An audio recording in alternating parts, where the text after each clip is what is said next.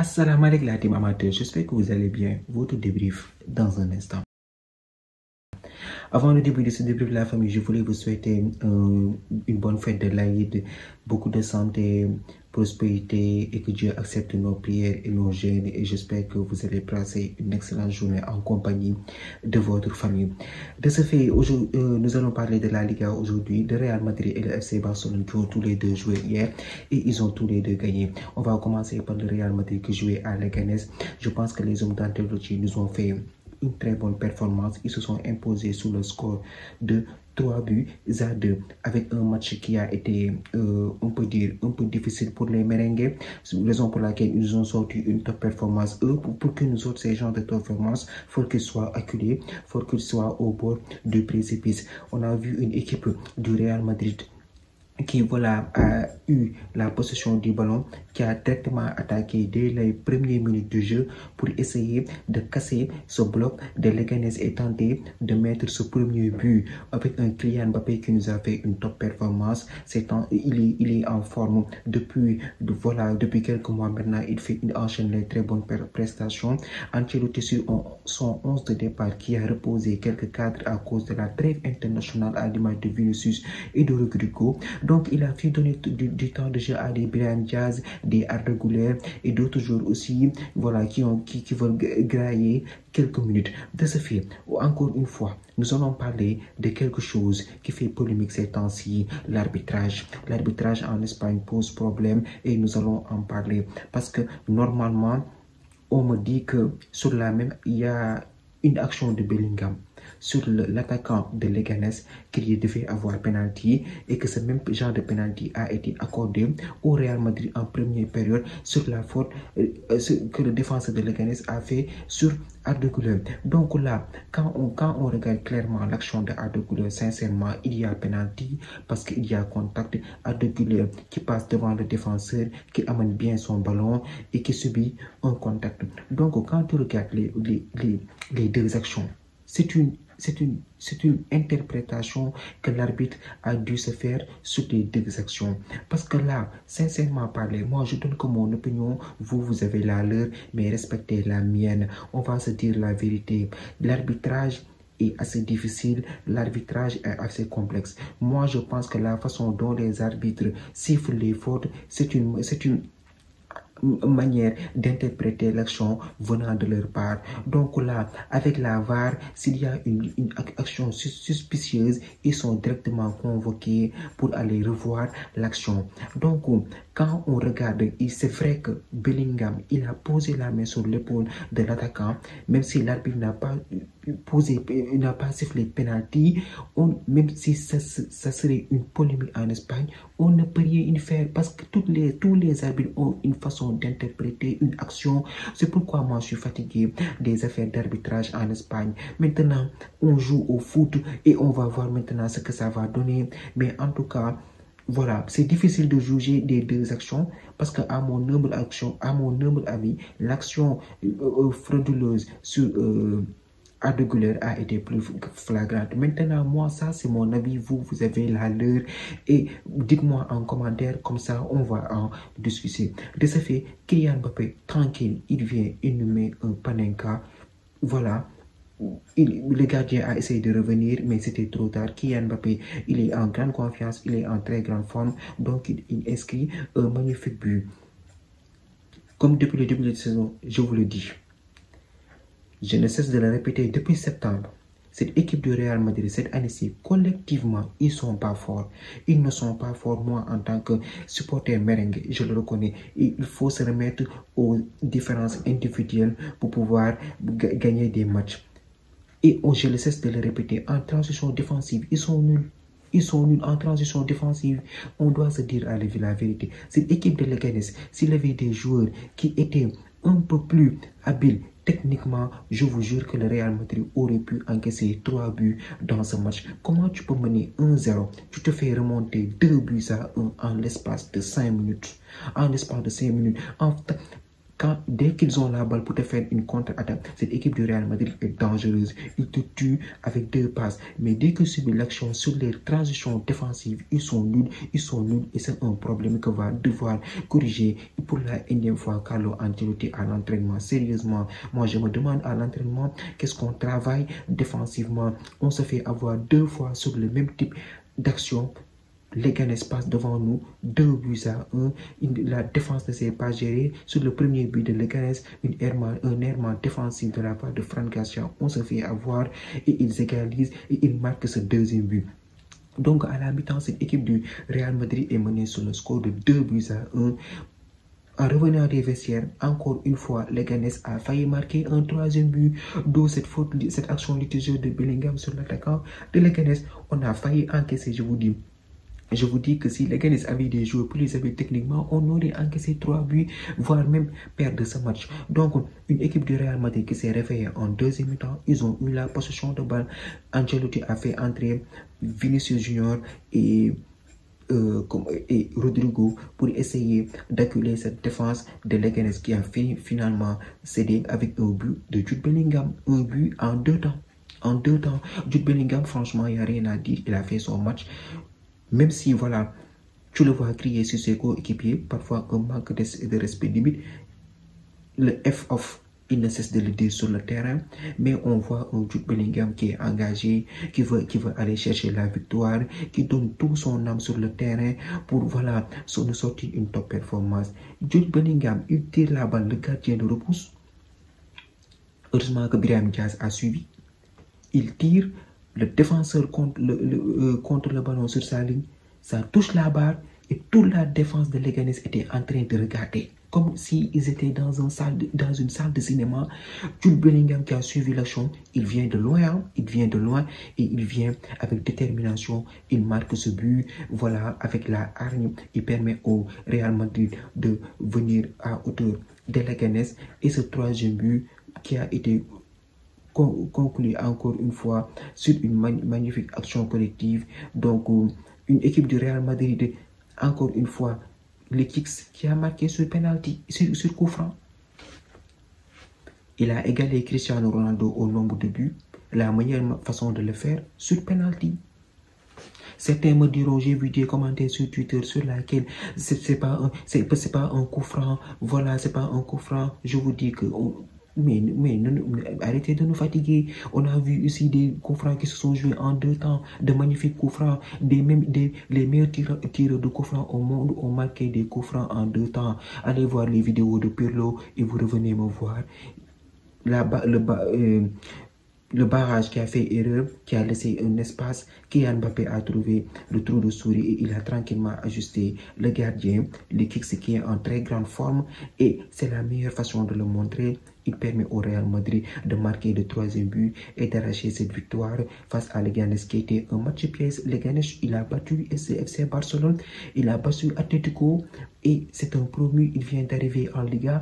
Et il a failli gagner hier aussi sur la pelouse du Santiago Bernabéu. C'est pour vous dire que dans ce sprint final, ça va être très très difficile. Parce qu'il y a des équipes qui jouent le maintien et qui vont vouloir sortir des performances pour se maintenir en Liga et grappiller le maximum de points. Là, il reste que 10 journées et c'est le moment, voilà, de mettre les chevaux doubles et d'enchaîner les matchs. Parce que les matchs vont s'enchaîner avec les matchs de Champions League, la Copa del Rey. Il va falloir être fort mentalement et faire tourner l'effectif, donner du temps de jeu à certains pour pouvoir souffler les autres. De son côté, je pense qu'Arda Güler, lui aussi, un match un peu moyen, voilà. Il a profité lui aussi pour jouer quelques minutes.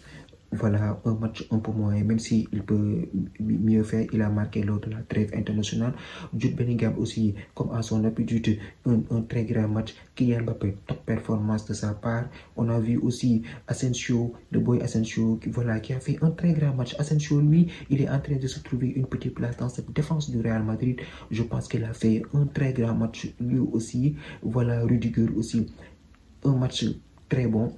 la défense un peu en souffrance, mais voilà, va falloir travailler ça à l'entraînement, surtout les phases des transitions défensives. On va jouer dans quelques semaines face à Arsenal et il va falloir se gérer. L'Union aussi sur sa ligne, voilà, il a encaissé 2 buts, mais il a fait aussi des arrêts. De ce fait, voilà, je pense que cette équipe du Real Madrid s'est gérée aujourd'hui. Ils ont su trouver les ressources pour gagner ce match. Et voilà, rester au coude à coude avec le FC Barcelone dont on va parler tout à l'heure. Ils ont gagné aujourd'hui face à Girona sur le score de 4-1. Donc cette équipe du Real Madrid qui s'accroche avec 3 points de différence face au FC Barcelone qui, voilà, qui encore une fois est en tête de cette Liga. On va voir ce que les prochaines journées vont donner. De l'autre côté, les couleurs se sont imposées aujourd'hui au Stade Montjuïc sur le score de 4-1. Franchement, rien à dire. Une équipe du FC Barcelone solide. Une équipe du FC Barcelone qui s'est trouvé les ressources pour aller gagner des matchs avec des joueurs qui sont au top de leur forme. Franchement, quand tu regardes ce match, tu regardes, voilà, Hansi Flick aussi, les matchs sont nombreux. Il va falloir tourner l'effectif. Rafinha qui a été laissé au repos. Donc, c'est le moment de donner du temps de jeu à des Gavi, des Eric Garcia, aussi à des Fermin Lopez qui ont formé ce petit carré dans le milieu de terrain du FC Barcelone.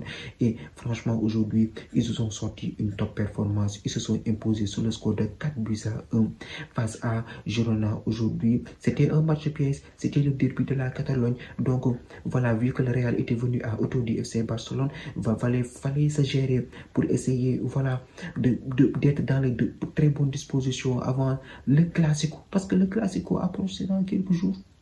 C'est dans quelques jours le Classico, je ne sais pas, c'est au mois d'avril. Donc voilà, cette équipe du FC Barcelone aujourd'hui n'a pas perdu de temps avec un Pedri toujours au top de sa forme. Un Pedri qui sait diriger le jeu, qui est dans les demi-stades, qui dirige le jeu, qui donne le tempo du match. Rien à dire. Un Lamine Yamal sur son côté qui élimine, qui dribble des pères de famille. Il a failli marquer ici. Il y a un seul homme qui l'a fait en premier mi-temps. Il a tiré avec le pointu. Normalement, il devait claquer ce but. Mais c'est pour vous dire que ce gamin, il est difficile à cerner, il est difficile à attraper. Il te dribble, il te fixe, il te dribble. Il a fait de très bonnes passes. Normalement, les attaquants du FC Barcelone ne se sont pas gérés. Lamine Yamal devait avoir 1 à 2 passes dès aujourd'hui dans le match. Il a fait un très grand match. Il a failli marqué aussi un but, mais ça touche, je pense, l'équerre. C'est dommage, mais c'est pour vous dire que cet ancien, il est en très grande forme, même s'il ne marque pas, il est dangereux dans le jeu du FC Barcelone. On a vu aussi un Lewandowski qui s'est géré aujourd'hui, qui nous a fait un doublé. Lui aussi, il est à la course pour le petit pied avec Kylian Mbappé. Là, maintenant, je pense qu'il est à 2 buts d'écart avec Kylian. Donc, il s'est géré aujourd'hui. Il a marqué 2 magnifiques buts. Et l'arbitrage, encore une fois, il y a faute sur Fermin Lopez. Franchement, il faut le dire, il y a faute sur Fermin parce que Fermin avait la balle devant lui. Il a bien protégé son ballon. Quand l'arbitre a sifflé faute, moi je pense qu'il n'y a pas pénalty. On est tous d'accord, il n'y avait pas pénalty parce que la faute c'était à l'extérieur de la surface. L'arbitre est allé regarder la VAR. J'ai pensé qu'il allait donner le pénalty au FC Barcelone. Il est revenu sur le terrain. Il nous dit, je reviens sur ma décision, il n'y a pas faute. Ces genres d'actions-là, normalement, la VAR ne devrait pas intervenir. Donc, ce qui fait que, encore le problème d'arbitrage en Espagne, tu ne comprends pas ce qui se passe, comment se font les règles, sur quoi ils se basent pour prendre des décisions, des actions litigieuses, voilà. On perd du temps face à de petites actions. Il y a penalty ou pas penalty. L'arbitre revient sur sa décision en disant que c'est Fermin Lopez qui a fait faute. C'est très surprenant pour moi vu que, c'est mon avis, c'est mon avis. C'est très surprenant vu que il avait la balle devant lui et il a très bien protégé son ballon. De ce fait, ils ont vite réagi. Lamine Yamal, voilà, qui profite d'une balle contrée, qui ouvre le score. Et en deuxième mi-temps, ça a déroulé. Même si Leganés a égalisé et revenu au score, ils se sont un peu fait peur. Lewandowski claque un doublé. Normalement, le but de Lewandowski, un vrai but. Un vrai but. Sérieusement, on se dit la vérité. Même Lewandowski lui-même, au moment de tirer le ballon, ne fait pas idée que ça allait rentrer. Moi-même, j'étais surpris en regardant cette action-là. Je pense qu'il a fait il a fait une retournée, je pense. C'est passé entre les deux jambes du gardien et but. Après, ils ont déroulé, ils ont acculé cette défense de Girona. L'entrée de Franck de Jong qui a été bénéfique pour cette équipe du FC Barcelone parce qu'en premier mi-temps, ça ne jouait pas bien. Pour ma part, ça ne jouait pas bien avec ce carré que formaient Fermin Lopez, Gavi et Eric Garcia et Pedri. Donc, quand Frenkie de Jong est rentré, on a vu le Frenkie de Jong qu'on connaissait, celui qui amène, qui remonte le ballon, qui dirige le jeu, qui revient au marquage aussi. Voilà, il a fait une très bonne passe à Lewandowski qui ajuste tranquillement son gardien. Voilà, et Ferran Torres, encore une fois, le super sub. Lui, cette année-ci, il est en forme. Ferran Torres, je ne sais pas ce qu'il a bu en début de saison, ou bien ce qu'il a pris en décembre, ce qu'il a mangé pendant les fêtes de Noël. Qu'il soit titulaire ou remplaçant, il marque des buts. Très beau but d'ailleurs de sa part. Voilà, une Ferran Torres qui s'est métamorphosé durant cette saison. L'arrivée d'Hansi Flick lui a fait du bien. Pour la plupart des joueurs dans cet effectif, beaucoup de joueurs se sont métamorphosés dans cette équipe du FC Barcelone. Et c'est à l'image de leur saison, ils font une très bonne saison et c'est bon pour la confiance avec un Lewandowski qui est en forme actuellement, un Ferran Torres en pleine confiance, un Pedri qui joue bien, un Lamine Yamal dangereux et un Rafinha sur le banc aujourd'hui. Lui aussi qui s'affirme, qui est très dangereux. Ils sont tous forts. Ils sont tous forts. Même Chesney est fort. Chesney était à la retraite, il est revenu, il est fort. Sur le côté gauche, voilà Martin qui a démarré à la place de Ballet. Quand Ballet est rentré, ça s'est vu la différence, ce qu'il a apporté dans ce jeu du FC Barcelone. Donc c'est une pièce importante dans le puzzle de Hansi Flick. Donc Inigo Martinez aussi qui nous a fait un très bon match. Avec Araujo en défense, ils ont suggéré Araujo qui a failli marquer un corner, je pense, aujourd'hui, sur une très belle arrêt du gardien de Girona. Donc, dans l'ensemble, je pense que voilà, cette équipe du FC Barcelone est en très grande forme avec des joueurs qui font la différence. Des boys très dangereux, des boys de 17, 18 ans, 20 ans, Lamine Yamal, les Pedri, Gavi et consorts, ils nous font une top saison. Donc, je pense qu'ils sont engagés dans tous les tableaux. Mercredi, ils vont jouer contre l'Atlético après un 4-4 au match aller. On va voir ce que ça va donner au Wanda Metropolitano. Voilà, je pense qu'ils sont favoris avant la trêve internationale, ce qu'ils ont fait Atlético chez eux. Donc, une fin de saison qui s'annonce excitante entre le Real Madrid et le FC Barcelone qui sont à 3 points d'écart. Ce sera très chaud en vue du Classico qui va arriver très prochainement. La team, c'est tout pour cette vidéo. Merci d'avoir regardé. Merci de partager, de liker et de vous abonner au max. On se donne rendez-vous très prochainement pour une nouvelle vidéo. D'ici là, portez-vous bien. Ciao.